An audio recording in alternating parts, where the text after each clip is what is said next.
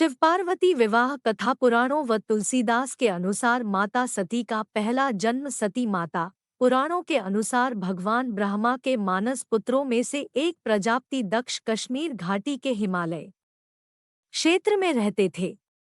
प्रजापति दक्ष की दो पत्नियां थीं, प्रसूति और वीरणी। प्रसूति से दक्ष की 24 कन्याएं जन्मी और वीरणी से 60 कन्याएं। इस तरह दक्ष की 84 पुत्रियां और हजारों पुत्र थे। राजा दक्ष की पुत्री सती की माता का नाम था प्रसूति। यह प्रसूति स्वयंभुव मनु की तीसरी पुत्री थी। सती ने अपने पिता की इच्छा के विरुद्ध कैलाश निवासी शंकर से विवाह किया था। सती ने अपने पिता की इच्छा के विरुद्ध रुद्र से विवाह किया था। रुद्र को ही शिव कहा जाता है और उन्हें ही शंकर। पार्वती शंकर के 2 पुत्र और 1 पुत्री हैं। पुत्र गणेश, कार्तिकेय और पुत्री वनता। जिन एकादश रुद्रों की बात कही जाती है वे सभी ऋषि कश्यप के पुत्र थे। उन्हें शिव का अवतार माना जाता था। ऋषि कश्यप भगवान शिव के साधु थे। मां सती ने एक दिन कैलाशवासी शिव के दर्शन किए और वह उनके प्रेम में पड़ गई। लेकिन सती ने प्रजापति दक्ष की इच्छा के विरुद्ध भगवान शिव से विवाह कर लिया। दक्ष इस विवाह से संतुष्ट नहीं थे, क्योंकि सती ने अपनी मर्जी से एक ऐसे व्यक्ति से विवाह किया था जिसकी वेशभूषा और शक्ल दक्ष को कतई पसंद नहीं थी और जो अनार्य था। दक्ष ने एक विराट यज्ञ का आयोजन किया, लेकिन उन्होंने अपने दामाद और पुत्री को यज्ञ में निमंत्रण नहीं भेजा। फिर भी सती अपने पिता के यज्ञ में पहुंच गई। लेकिन दक्ष ने पुत्री के आने पर उपेक्षा का भाव प्रकट किया और शिव के विषय में सती के सामने ही अपमानजनक बातें कही। सती के लिए अपने पति के विषय में अपमानजनक बातें सुनना हृदय विदारक और घोर अपमानजनक था। यह सब वह बर्दाश्त नहीं कर पाई और इस अपमान की कुंठावश उन्होंने वहीं यज्ञ कुंड में कूदकर अपने प्राण त्याग दिए। सती को दर्द इस बात का भी था कि वह अपने पति के मना करने के बावजूद इस यज्ञ में चली आई थी और अपने 10 शक्तिशाली 10 महाविद्या रूप बताकर डराकर पति शिव को इस बात के लिए विवश कर दिया था कि उन्हें सती को वहां जाने की आज्ञा देना पड़ी। पति के प्रति खुद के द्वारा किए गया ऐसा व्यवहार और पिता द्वारा पति का किया गया अपमान सती बर्दाश्त नहीं कर पाई और यज्ञ कुंड में कूद गई। बस यहीं से सती के शक्ति बनने की कहानी शुरू होती है। दुखी हो गए शिव जब यह खबर सुनते ही शिव ने वीरभद्र को भेजा, जिसने दक्ष का सिर काट दिया। इसके बाद दुखी होकर सती के शरीर को रोट अपने सिर पर धारण कर शिव ने तांडव नृत्य किया।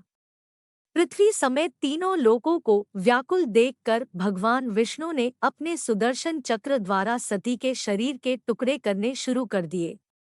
शक्तिपीठ इस तरह सती के शरीर का जो हिस्सा और धारण किए आभूषण जहां जहां गिरे वहां वहां शक्तिपीठ अस्तित्व में आ गए। देवी भागवत में 108 शक्तिपीठों का जिक्र है, तो देवी गीता में 72 शक्तिपीठों का जिक्र मिलता है। देवी पुराण में 51 शक्तिपीठों की चर्चा की गई है। वर्तमान में भी 51 शक्तिपीठ ही पाए जाते हैं, लेकिन कुछ शक्तिपीठों का पाकिस्तान, बांग्लादेश और श्रीलंका में होने के कारण उनका अस्तित्व खतरे में है। पार्वती कथा। शिव पार्वती विवाह दक्ष के बाद सती ने हिमालय के राजा हिमवान और रानी मैनावती के यहाँ जन्म लिया। मैनावती और हिमवान को कोई कन्या नहीं थी, तो उन्होंने आदिशक्ति की प्रार्थना की। आदिशक्ति माता सती ने उन्हें उनके यहाँ कन्या के रूप में जन्म लेने का वरदान दिया। दोनों ने उस कन्या का नाम रखा पार्वती। पार्वती अर्थात पर्वतों की रानी। इसी को गिरिजा, शैलपुत्री और पहाड़ों वाली रानी कहा जाता है।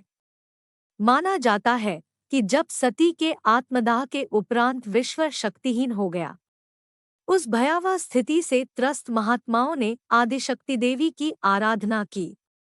तारक नामक दैत्य सबको परास्त कर त्रैलोक्य पर एकाधिकार जमा चुका था। ब्रह्मा ने उसे शक्ति भी दी थी और यह भी कहा था कि शिव के औरस पुत्र के हाथों मारा जाएगा।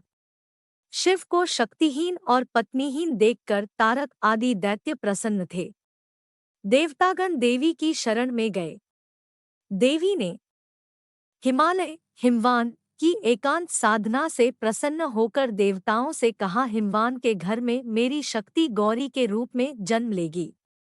शिव उससे विवाह करके पुत्र को जन्म देंगे जो तारक वध करेगा। भगवान शिव को पति के रूप में प्राप्त करने के लिए उन्होंने देवर्षि के कहने मां पार्वती वन में तपस्या करने चली गई। भगवान शंकर ने पार्वती के प्रेम की परीक्षा लेने के लिए सप्तऋषियों को पार्वती के पास भेजा। सप्तऋषियों ने पार्वती के पास जाकर उन्हें हर तरह से यह समझाने का प्रयास किया कि शिव औघड़, अमंगल वेशभूषाधारी और जटाधारी है। तुम तो महान राजा की पुत्री हो, तुम्हारे लिए वह योग्य वर नहीं है। उनके साथ विवाह करके तुम्हें कभी सुख की प्राप्ति नहीं होगी। तुम उनका ध्यान छोड़ दो। अनेक यत्न करने के बाद भी पार्वती अपने विचारों में दृढ़ रही। उनकी दृढ़ता को देखकर सप्तऋषि अत्यंत प्रसन्न हुए और उन्होंने पार्वती को सफल मनोरथ होने का आशीर्वाद दिया और वे पुनः शिवजी के पास वापस आ गए। सप्तऋषियों से पार्वती के अपने प्रति दृढ़ प्रेम का वृत्तांत सुनकर भगवान शिव अत्यंत प्रसन्न हुए और समझ गए कि पार्वती को अभी में अपने सती रूप का स्मरण है। सप्तऋषियों ने शिवजी और पार्वती के विवाह का लग्न मुहूर्त आदि निश्चित कर दिया। पार्वती मंगल में शिव पार्वती विवाह संत तुलसीदास के अनुसार। पार्वती मंगल गोस्वामी तुलसीदास की प्रसिद्ध रचनाओं में से एक है। इसका विषय शिव पार्वती विवाह है। जानकी मंगल की भांति यह भी सोहर और हरिगीतिका छंदों में रची गई है। इसमें सोहर की 148 द्विपदियां तथा 16 हरिगीतिकाएं हैं। इसकी भाषा भी जानकी मंगल की भांति अवधी है। कथानक इसकी कथा रामचरित मानस में आने वाले शिव विवाह की कथा से कुछ भिन्न है और संक्षेप में इस प्रकार है। हिमवान की स्त्री मैना थी। जगतजननी भवानी ने उनकी कन्या के रूप में जन्म लिया। वे सयानी हुई। दंपत्ति को इनके विवाह की चिंता हुई। इन्हीं दिनों नारद इनके यहाँ आए। जब दंपति ने अपनी कन्या के उपयुक्त वर के बारे में उनसे प्रश्न किया, नारद ने कहा, इसे बावला वर प्राप्त होगा, यद्यपि वह देवताओं द्वारा वंदित होगा। यह सुनकर दंपति को चिंता हुई। नारद ने इस दोष को दूर करने के लिए गिरिजा द्वारा शिव की उपासना का उपदेश दिया। अत गिरिजा शिव की उपासना में लग गई। जब गिरिजा के यौवन और सौंदर्य का कोई प्रभाव शिव पर नहीं पड़ा, देवताओं ने कामदेव को उन्हें विचलित करने के लिए प्रेरित किया, किंतु कामदेव को उन्होंने भस्म कर दिया। फिर भी गिरिजा ने अपनी साधना न छोड़ी। कंदमूल फल छोड़कर वे बेल के पत्ते खाने लगी और फिर उन्होंने उसको भी छोड़ दिया। तब उनके प्रेम की परीक्षा के लिए शिव ने बटु का वेश धारण किया और वे गिरिजा के पास गए। तपस्या का कारण पूछने पर गिरिजा की सखी ने बताया कि वह शिव को वर के रूप में प्राप्त करना चाहती है। यह सुनकर बटु ने शिव के संबंध में कहा, वे भिक्षा मांगकर खाते पीते हैं, मसान में वे सोते हैं, पिशाचने उनके अनुचर हैं आदि। ऐसे वर से उसे क्या सुख मिलेगा? किंतु गिरिजा अपने विचारों में अविचल रहीं। यह देखकर स्वयं शिव साक्षात प्रकट हुए और उन्होंने गिरिजा को कृतार्थ किया। इसके अनंतर शिव ने सप्तर्षियों को हिमवान के घर विवाह की तिथि आदि निश्चित करने के लिए भेजा और हिमवान से लगन कर सप्तर्षि शिव के पास गए। विवाह के दिन शिव की बारात हिमवान के घर गई। बावले वर के साथ भूत प्रेतादि की वह बारात देखकर नगर में कोलाहल मच गया। मैना ने जब सुना तो वह बड़ी दुखी हुई और हिमवान के समझाने बुझाने पर किसी प्रकार शांत हुई। यह लीला कर लेने के बाद शिव अपने सुंदर और भव्य रूप में परिवर्तित हो गए और गिरिजा के साथ धूमधाम से उनका विवाह हुआ। रामचरितमानस में शिव पार्वती विवाह मानस में शिव के लिए गिरिजा की तपस्या तथा शिव का एकाकीपन देखकर राम ने शिव से गिरिजा को अंगीकार करने के लिए कहा है, जिसे उन्होंने स्वीकार किया है। तदंतर शिव ने सप्तर्षियों को गिरिजा की प्रेम परीक्षा के लिए भेजा है। पार्वती मंगल में राम बीच में नहीं पड़ते और गिरिजा की तपस्या से प्रसन्न होकर शिव स्वयं बटु रूप में जाकर पार्वती की परीक्षा लेते हैं।